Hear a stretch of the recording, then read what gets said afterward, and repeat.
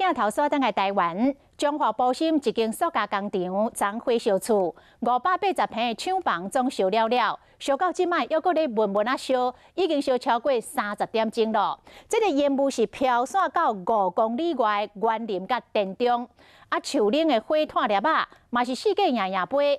当地乡亲上好是爱挂喙暗。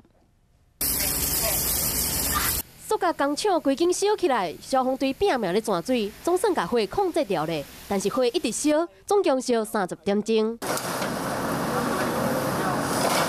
工厂的塑胶原料熬导火，烧出来乌烟嘛造成污染。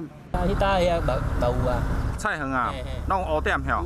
即物件是土壤污染。边仔稻仔田嘛规片乌，农民烦恼会去影响到七个的收成。那这对作物会不会有影响？